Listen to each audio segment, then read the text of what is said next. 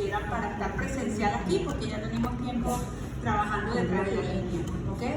Y por supuesto la calidez de trato que siempre han tenido tanto José Alfredo, Marisa como Aileen y todo el equipo que ahora conozco, porque no los conocía, pero a ellos tres sí habíamos estado en contacto permanente. De verdad, un gran placer, como decía, hablando un poquito del laboratorio de coagulación y resolviendo a lo mejor inquietudes, dudas que podamos tener, pero sobre todo compartiendo entre amigos, ¿ok? Aquí lo que salga de aquí, lo que se hable aquí, aquí se va a quedar, podemos conversarlo de manera libre y abierta porque estamos hablando entre amigos. Entonces, vamos a hablar acerca de algunos aspectos que consideramos importantes, porque tuvimos la oportunidad de estar en contacto con Inversiones Sagrada a través de la línea. El COVID nos trajo la posibilidad de interconectarnos de manera más efectiva. Sin embargo, era un poco, de verdad, esto llegó para quedarse, pero no me acostumbré a ello, porque no es nada como el contacto presencial, el conocernos, el vernos los ojos y saber si estamos hablando el mismo idioma o estamos hablando idiomas diferentes. Yo creo que eso es muy importante y bueno, esa es la bondad que el día de hoy nos permite acercarnos y estar de aquí compartiendo de manera presencial. Nunca, yo considero que no hay nada como eso. O sea, en línea seguirá vivo, pero no me gusta ese sistema. Seguimos aquí, ¿no? Pero antes de comenzar, yo quisiera saber, aquí todos hablamos el mismo idioma, todos hacemos coagulación, ¿han estado dentro del laboratorio de coagulación o quiénes hacen coagulación aquí? ¿Quiénes son las personas que hacen coagulación aquí? Bueno, o que trabajan en laboratorios de coagulación aquí. No les voy a preguntar nada, no se sientan cohibidos. No se sientan cohibidos porque aquí no voy a preguntar nada, ¿ok? Yo soy docente, pero a mí no me mandaron aquí a hacer examen. Así que podemos hablar con confianza. Entonces todos estamos hablando el mismo idioma, ¿verdad? Profesionales del laboratorio clínico, tecnólogos médicos, ¿cuántos son aquí tecnólogos médicos? Todos somos tecnólogos médicos. Bueno, allá no nos llamamos tecnólogos médicos, pero somos la misma profesión, ¿ok? Entonces sí estamos hablando entre amigos, ¿sí o no?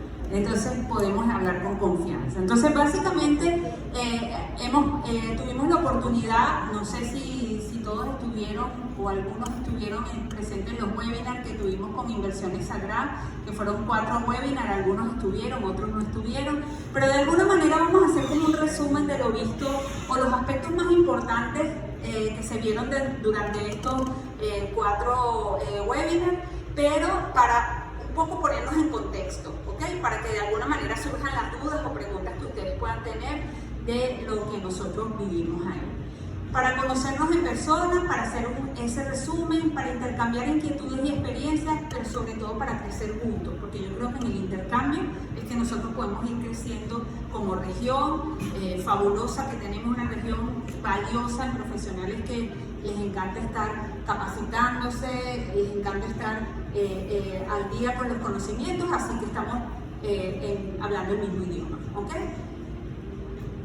Entonces, básicamente estamos hablando del mecanismo de la hemostasia, del mecanismo de la coagulación, el mecanismo de la hemostasia, un mecanismo bastante complejo y que en los últimos años ha ocurrido una gran cantidad de conocimiento. Si ustedes ven las publicaciones, todos los años hay algo nuevo que están publicando acerca de ese gran mecanismo y que se va estudiando, ¿ok? Pero es un mecanismo bastante complejo, un sistema biológico de defensa que tiene nuestro organismo bastante rico y que se encarga fundamentalmente de 2 funciones trascendentales, ¿ok?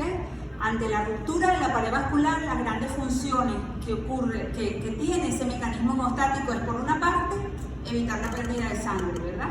Pero por la otra, garantizar que la sangre permanezca dentro de la pared vascular y que se mantenga en estado fluido. Eso es una importante función que cumple este mecanismo y que lo hace a través de diferentes procesos que son complejos y procesos que pueden ser diferentes en el ámbito fisiológico al ámbito patológico. Y eso es lo que vamos a ir viendo a medida que vamos avanzando en el conocimiento el día de hoy, ¿ok? Todos esos procesos que ocurren en el mecanismo hemostático, hay importante aspecto que hay que considerar, porque es muy importante, y es el hecho de que todos se van a encender al mismo tiempo. Y se enciende cuando la pared vascular es injuriada, por cualquier razón, porque tuvo un traumatismo, porque me corté, porque tuvo una lesión, porque hubo un nivel alto de colesterol y atacó la pared vascular, porque hubo un depósito de complejos inmunes y atacó la pared vascular, por diferentes razones, ¿ok?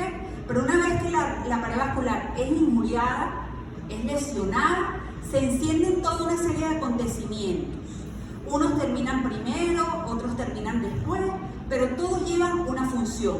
En primer lugar, que si hay ruptura de esa pared importante y la sangre va a escapar, que no se escape, ¿verdad? Y en segundo lugar, que se mantenga la fluidez de la sangre para que la sangre llegue a todos los tejidos que tiene que llegar. Entonces esas dos funciones las cumple el sistema inmunitario, ¿ok? Entonces, todo se enciende al mismo tiempo. Quizás lo primero que va a ocurrir, a lo mejor como una gran línea de defensa contra la ruptura de la pared vascular, es que se produzca la formación de la fibrina. Pero todos los acontecimientos se van a dar al mismo tiempo, y esto es algo muy importante, ¿ok? En línea general, la primera línea de defensa contra la pérdida de sangre, el gran protagonista van a ser las plaquetas. ¿Ustedes saben lo pequeñas que son esas plaquetas y todas las funciones que cumplen? ¿Okay? Pero la primera línea de defensa que vamos a tener nosotros ante la injuria vascular va a ser la formación del tapón de plaquetas, ¿okay?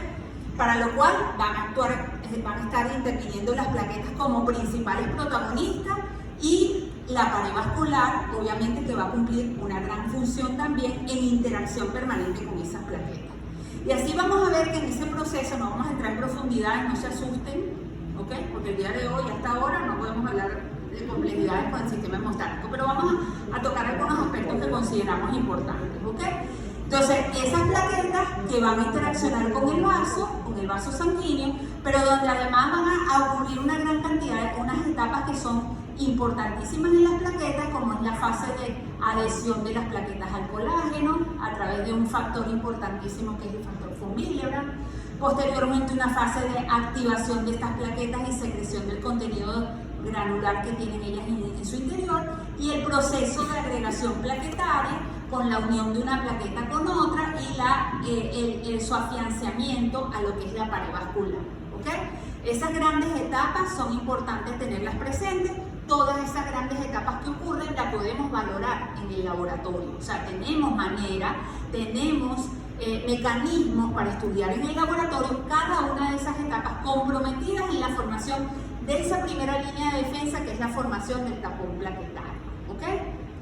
Obviamente ese tapón plaquetario solo no hace mucho si la lesión vascular es grande. Ella tiene que ir acompañada de otro gran proceso, que no es más que el mecanismo de la coagulación propiamente dicho, donde ese tapón plaquetario va a ser afianzado a los bordes de la herida gracias a ¿qué? A la formación de la fibrina, que se entrecruza dentro de ese tapón plaquetario y lo afianza a los bordes de la herida, ¿ok? ¿Cómo ocurre la formación de esa malla de fibrina? Hoy en día, y desde el año 2000, se conoce fisiológicamente qué está ocurriendo en el organismo. Y es la formación de esa masa de fibrina gracias a ¿qué? A la exposición de un gran factor iniciador de la coagulación. ¿Quién es ese gran iniciador de la coagulación? Vamos a ver quién sabe quién es el que inicia la coagulación, el que hoy en día se sabe inicia la coagulación. ¿Cómo se llama ese factor? Factor tisular, ¿ok? El gran iniciador de la coagulación, y hoy en día ya se sabe que es así, es el factor tisular. ¿Quién lleva factor tisular? Miren, hoy en día se ha descubierto una gran cantidad de células que tienen factor tisular en su interior. Las células endoteliales tienen factor tisular. Los monocitos tienen factor tisular. Hay incluso células derivadas de otras células que son las llamadas micropartículas que tienen factor tisular, y se ha postulado incluso actualmente que las plaquetas tienen factor tisular en su interior. Entonces, el gran iniciador de la coagulación es que producto de esa lesión vascular y la liberación de una gran cantidad de sustancias, ¿Qué pasa? Hay muchas células que presentan el factor tisular. ¿A quién? A los factores de la coagulación, a todos los factores de la coagulación.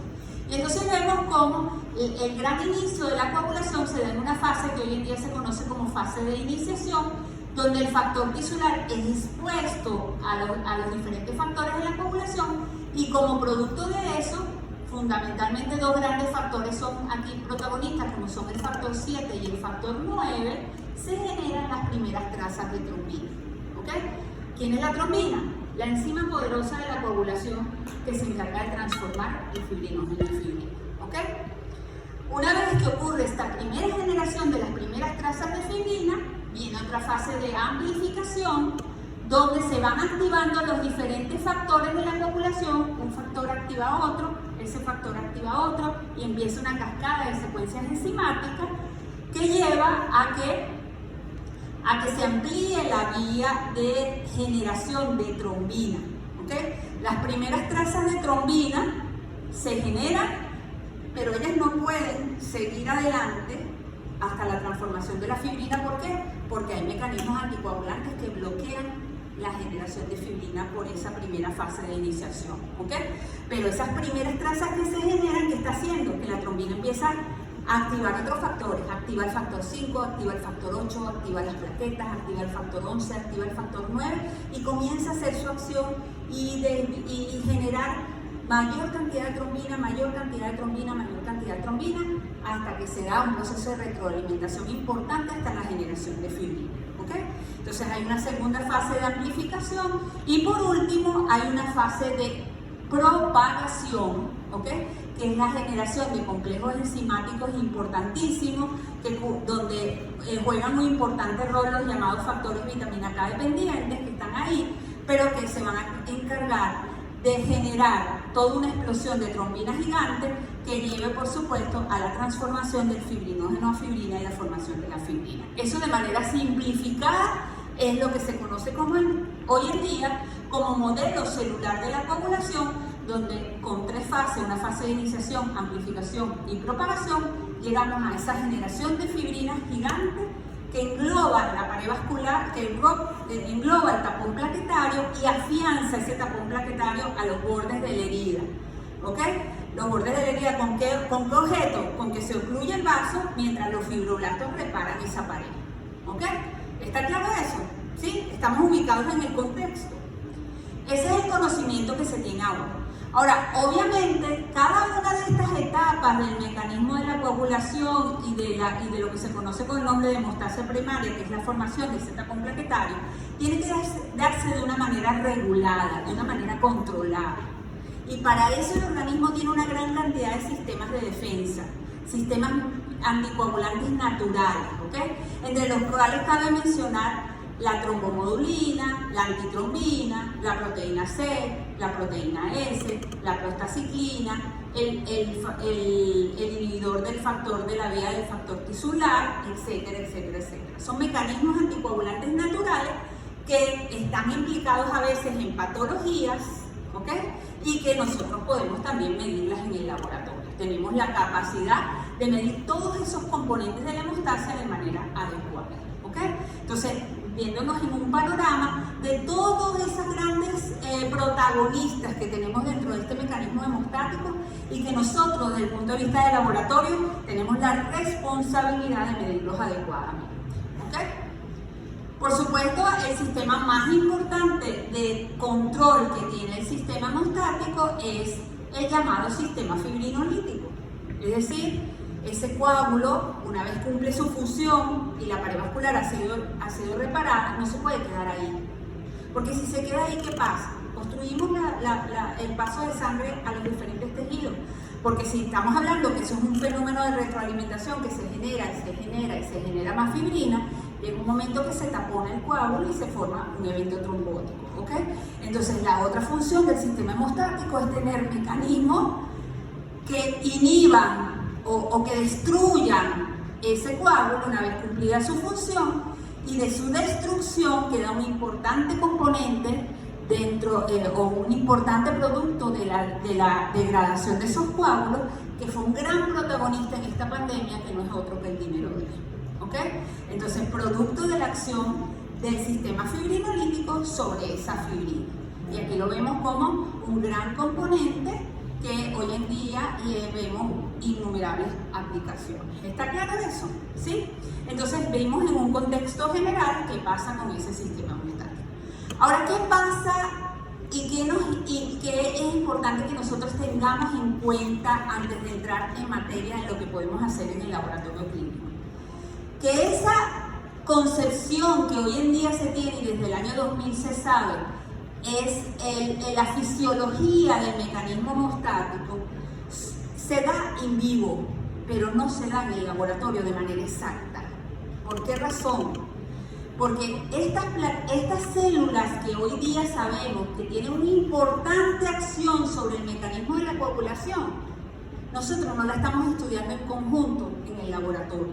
Cuando nosotros vamos a estudiar el mecanismo de la hemostasia en el laboratorio, nosotros tenemos que hacer una disección de toda esa gran maraña de componentes que tiene ese mecanismo hemostático, porque si no, ¿cómo los podemos valorar? ¿Okay? Entonces, de alguna manera nosotros podemos separar cada uno de los procesos implicados, pero para ello estamos eliminando partes de los componentes de ese sistema y los estamos sustituyendo artificialmente con los reactivos que tenemos disponibles.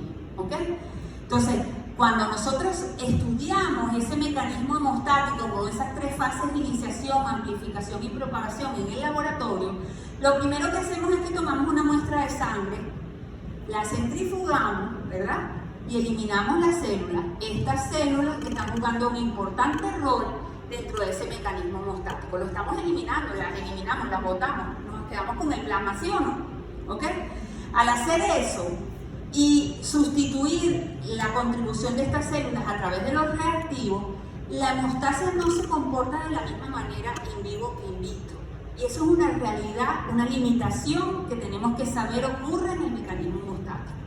Y ya vamos a ver qué implicaciones tiene eso. ¿Ok? Entonces nosotros como profesionales comprometidos con el área, lo primero que tenemos que saber es que tenemos que tener las competencias para interpretar adecuadamente los resultados por una parte, y por la otra saber que es difícil interpretar los resultados de las pruebas de laboratorio si lo hacemos aisladamente de lo que es el clínico y la clínica que tiene ese paciente. ¿Ok? Es decir, los resultados pueden ser bien controversiales o bien mal interpretados por el hecho de que no tenemos acceso a la clínica del paciente, y la interrelación y comunicación efectiva entre el laboratorio y la clínica es lo que lleva a buen término las herramientas que vamos a usar en el diagnóstico y el manejo clínico de ese paciente. Eso es un aspecto importante y la causa es esta. La hemostasia in vitro no es igual a la hemostasia in vivo. La hemostasia in vitro, al hacer esa sustitución a través de los reactivos, la podemos clasificar de otra manera o dividir de otra manera.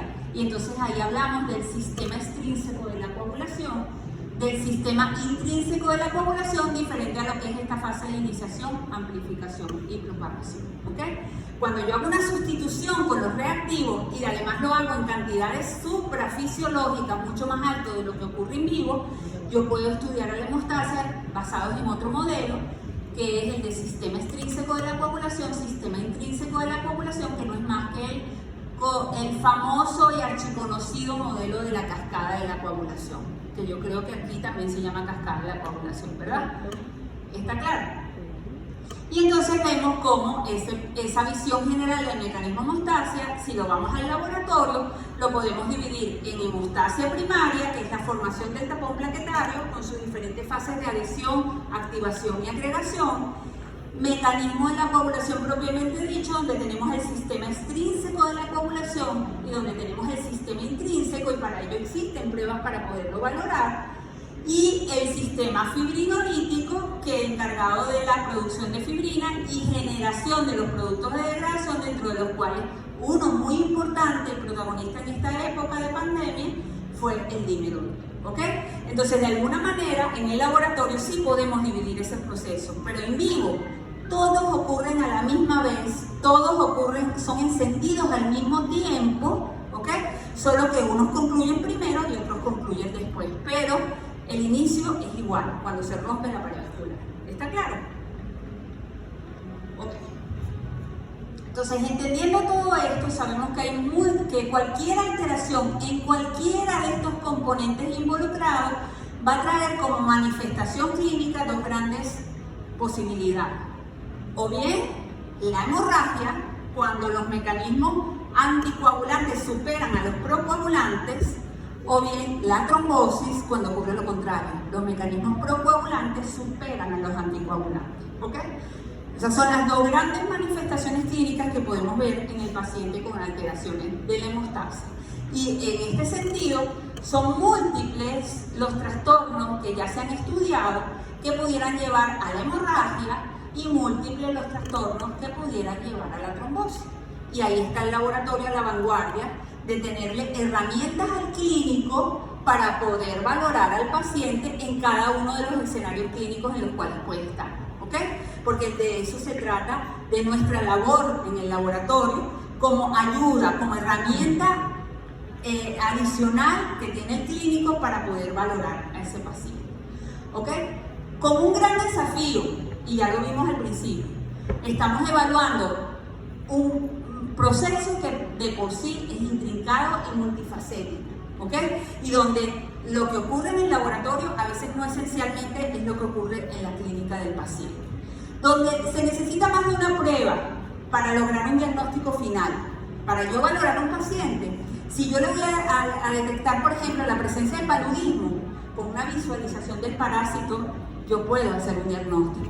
Si yo quiero hacer un paciente el diagnóstico de una diabetes, a lo mejor con un parámetro de laboratorio, le puedo hacer un diagnóstico.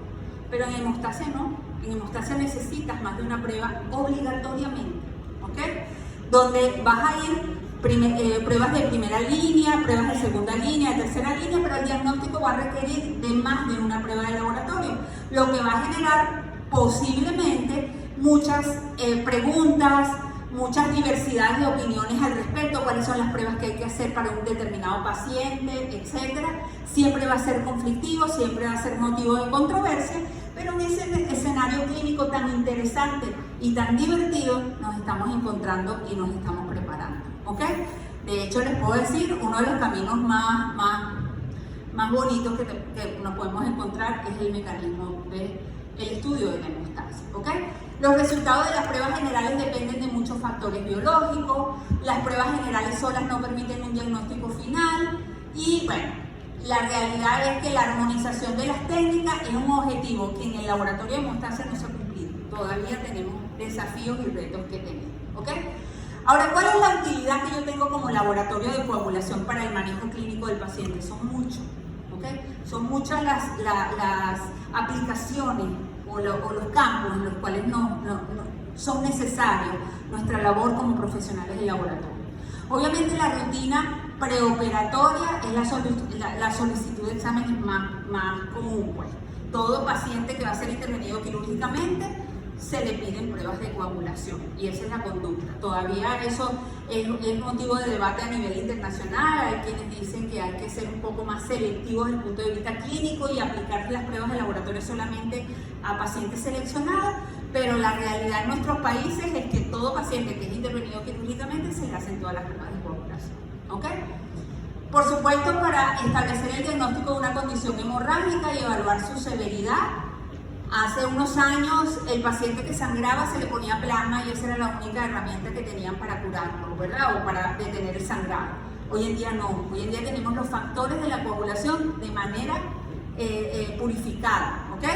Entonces ya aquí necesitamos un laboratorio capacitado que le dé nombre y apellido al trastorno de la hemostasia que tiene ese paciente. Saber si es una hemofilia, saber si es una deficiencia de 12, de 11, de 10, de 9, hay que saberlo porque el tratamiento es diferente. Entonces el laboratorio tiene que tener las herramientas para poder dar ese apoyo al clínico, ¿ok? De igual manera, conocer la severidad. Hoy en día se sabe cuando un defecto es leve, moderado o severo, y eso es gracias a la labor del laboratorio.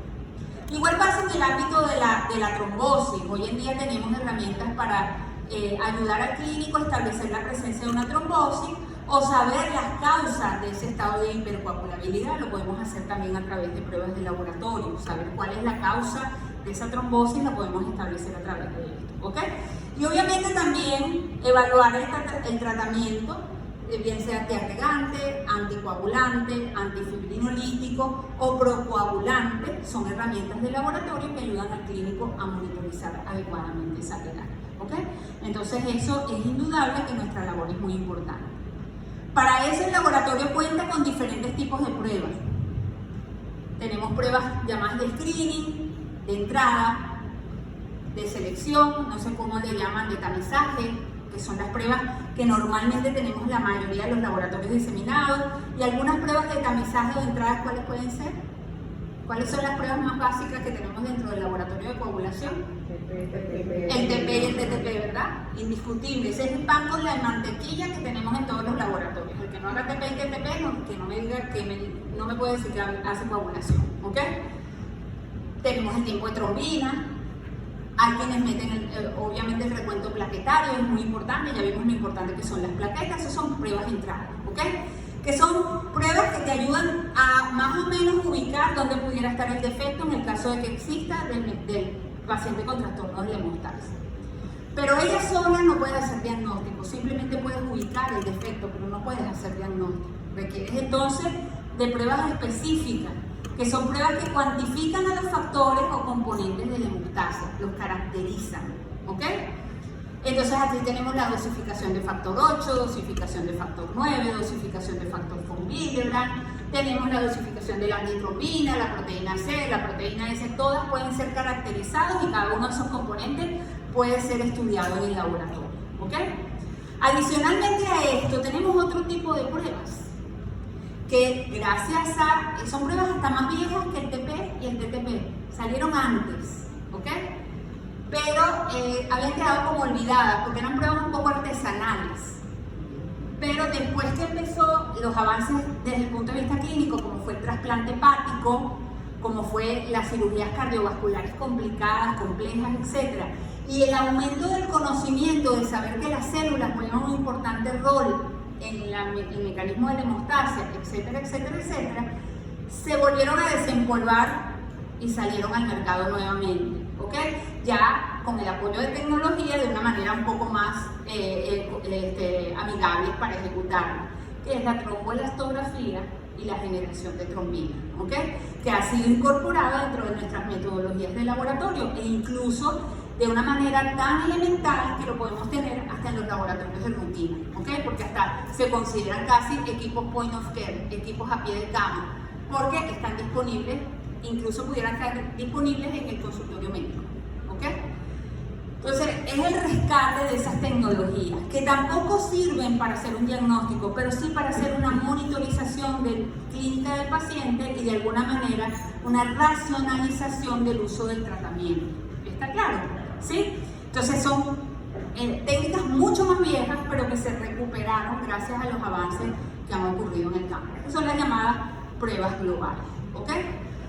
En este campo, pues así vemos cómo podemos tener, obviamente, esta diversidad metodológica que tenemos en el laboratorio de hemostasia, que involucra numerosos principios, que involucra numerosos tipos de pruebas a ejecutar, hace que no todas estén disponibles en todos los laboratorios, obviamente, ¿ok?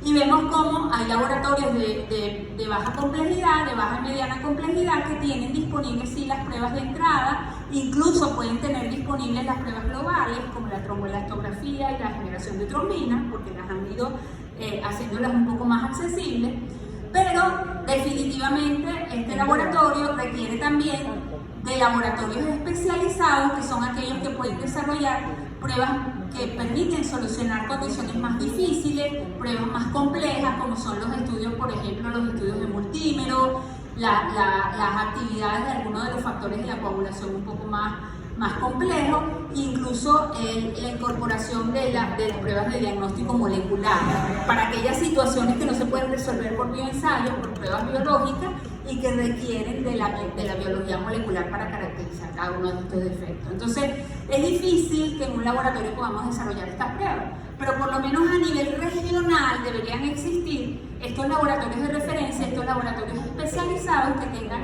disponibles estas metodologías, que permita, por supuesto, profundizar y completar los estudios necesarios en cada caso desde el punto de vista clínico. ¿ok? Entonces entender que hay laboratorios que cumplen un rol y que hay laboratorios que cumplen otro, pero que es la interacción de unos con otros lo que permite estudiar en profundidad cada uno de estos alteraciones. ¿Okay? Eso es una realidad en todos los países, no es en Panamá, no es en Venezuela, es en todos los países, incluso los industrializados. O sea, el de tener que referir muestras a centros especializados para poder profundizar en los estudios en algunas circunstancias clínicas, eso es una realidad. ¿Okay? Entonces, en líneas generales tenemos unas pruebas que son ejecutadas en condiciones lejanas a las fisiológicas, requieren el transporte al laboratorio y el procesamiento en un proceso de centrifugación de unos componentes que son de por sí lábiles. ¿Ok? Y esto es una realidad también a afrontar. No es lo mismo transportar a lo mejor anticuerpos contra el HIV o una prueba de embarazo de un laboratorio a otro que transportar factores de la coagulación, que sabemos son componentes frágiles, que hay que estudiar, hay que tratarlos con cuidadito porque se pueden perder. Las plaquetas no les gusta ni que la miren feo. ¿Ok? Es decir, tú vas a dedicarte al estudio de las plaquetas y sabes que es un laboratorio que lo tienes que hacer en menos de 4 horas y en el sitio. Yo no puedo trasladar una muestra de plaquetas para otro sitio. Cuando hablo de plaquetas, hablo del estudio de la funcionalidad plaquetaria. A lo mejor podré contar las plaquetas muy fácilmente, pero estudiar su función hay que tener las competencias para hacerlo adecuadamente porque son bien delicadas. ¿Ok?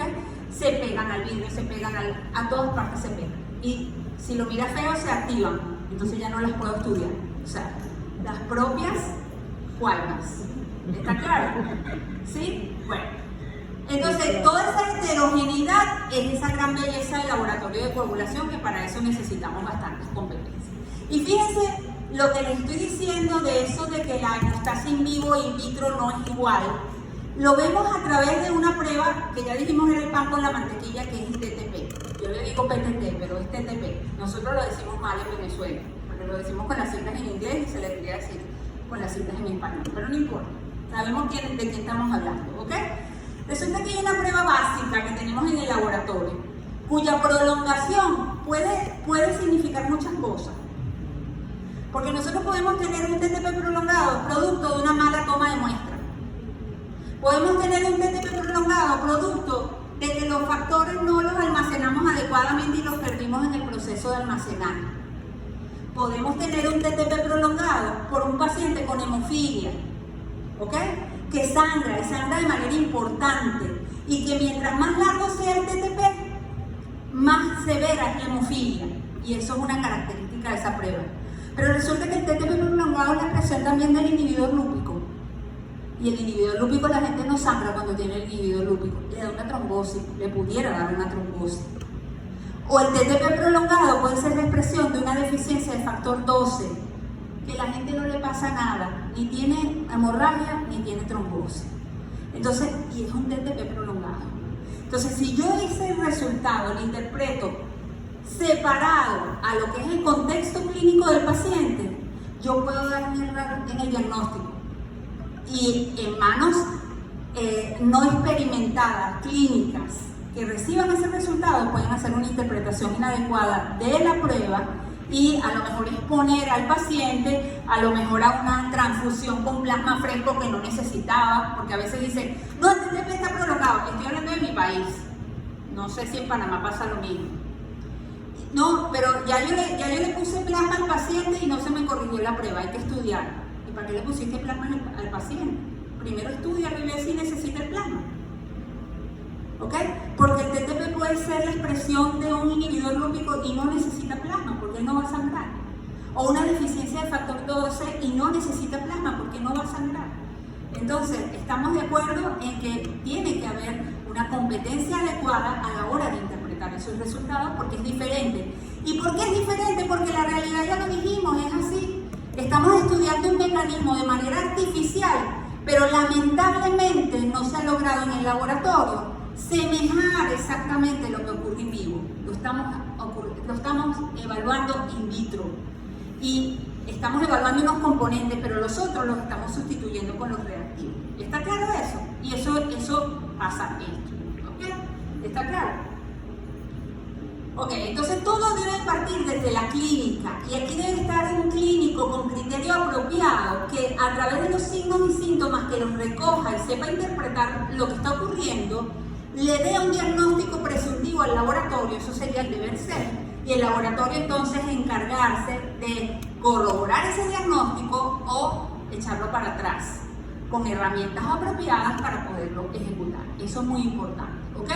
Entonces, todo va a partir siempre desde la clínica, con un profesional capacitado para ello. Y existen ya organismos internacionales que se han abocado a crear cuestionarios que le permitan al clínico hacer una cuantificación y decir objetivamente si existe o no un trastorno en el paciente que deben ser estudiados. Existen esos cuestionarios así, ¿ok?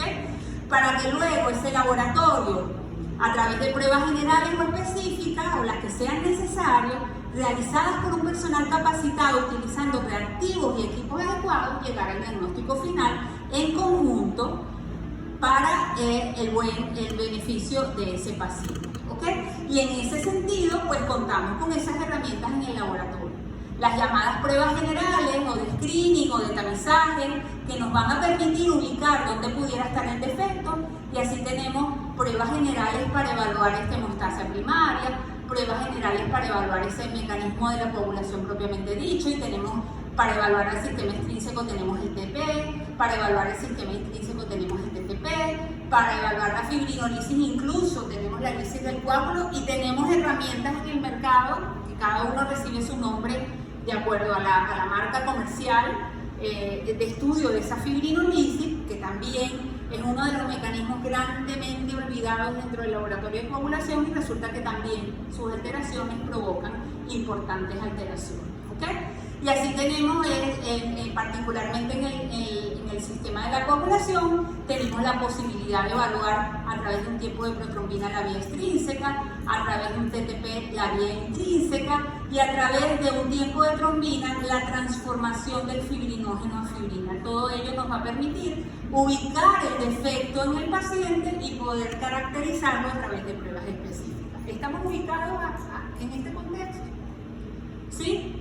Todas estas pruebas, importante, tienen limitaciones en su sensibilidad y especificidad, y por ende limitaciones en su valor predictivo positivo y negativo. ¿Qué quiero decir con esto? Que aún utilizando los reactivos y los instrumentos más adecuados, los mejores que puedan existir en el mercado, existen limitaciones en su sensibilidad. Es decir, que yo puedo tener pacientes que tengan un defecto leve, que el TP, el TTP, el tiempo de trombina, incluso el recuento plaquetario, el tiempo de sangría, etcétera, no los detecté, porque tienen limitaciones. Para eso entonces están las otras pruebas que te permitan caracterizar el defecto, aun cuando estas pruebas de tamizaje estén normales. Eso es una realidad. Por ejemplo, en el caso del TTP, insisto con el TTP porque este es el motivo de dolor de cabeza en la mayoría de los casos. El TTP prolongado es el motivo de solicitud de pruebas en el área de coagulación más frecuente en todos los países, ¿ok? Entonces, ese TTP puede tener limitaciones en cuanto a reactivos y métodos de detección, pero pueden tener limitaciones también por a lo mejor patologías que tenga el paciente o condiciones fisiológicas que alteran los resultados. Es decir, hay factores de la coagulación que son reactantes de fase aguda. Y así tenemos el fibrinógeno, el factor 8, el factor von Willebrand. Resulta que si el paciente viene a mi laboratorio a evaluarse su TTP y su TP y vino del spinning o del gimnasio, de hacer ejercicio o de subir 2 escaleras del laboratorio porque no tenía ascensor, y yo le tomo la muestra, yo puedo enmascarar un defecto que él tenga simplemente por el hecho de que ese ejercicio elevó el fibrinógeno, elevó el factor 8, elevó el factor von Willebrand y normalizó la prueba por la gran elevación de factores que tuvo. Es más, se ha demostrado que un niñito llorando un minuto seguido porque no quiere que le saquen la sangre, eleva el contenido de factor 8 y factor von Willebrand. Entonces yo puedo enmascarar un defecto. ¿Por qué? Porque el defecto era leve. Obviamente, el niñito puede estar llorando 5 horas, pero si lo que tiene es una hemofilia, no lo voy a corregir. Se va a detectar. Pero si el defecto es leve o moderado, Simplemente con llorar un minuto se normaliza el resultado. ¿Ok? Entonces es importante y hay que tomar en cuenta todas esas variables fisiológicas que puedan incidir en el resultado. ¿Está claro eso? Adicional a esto, tenemos en el mercado una gran cantidad de productos. Aquí está nuestro protagonista de hoy, que es Targo, pero hay otras líneas comerciales que utilizan diferentes reactivos, que utilizan diferentes digamos, sustancias que sustituyen cada uno de los componentes de la hemostasia de diferente naturaleza. ¿Okay? Y adicionalmente a esto vemos que además esos reactivos están en combinación con el instrumento. Y de esta manera tenemos en el mercado diferentes principios a utilizar, principios semiautomáticos, automáticos, incluso surgen los dispositivos point of care o a pie de cama. Hoy en día podemos hacer un tiempo de protromina en la casa del paciente, igualito como con un glucómetro podemos medir su glucosa, o sea, lo podemos hacer así. Entonces son diferentes principios que tenemos en el mercado. Todos ellos registran el mecanismo de la coagulación de diferente manera. Ya vimos el principio que usa el Targo, que es el principio viscoelar, electromagnético, ¿ok? Por aumento de viscosidad, pero hay otros que utilizan otros principios. Y de esta manera registran el mecanismo de la coagulación de manera diferente. Entonces, ¿en qué se traduce esto? Que los tiempos de coagulación son diferentes, independientemente de la metodología, o sea, dependiente de la metodología que estemos empleando. Entonces, a lo mejor aquí mi valor medio, mi valor de referencia para tiempo de protromina puede ser 12, pero el otro laboratorio lo puede tener 13, el otro 3, el otro 11, el otro 10, y eso es una realidad que hay que enfrentar, ¿ok? Y que eso nos lleva a la obligatoriedad de establecer valores de referencia para nuestras metodologías de trabajo en cada uno de los parámetros que nosotros vayamos a establecer. Eso tiene que ser una conducta de nosotros en el laboratorio. Hace unos años inventaron los italianos el uso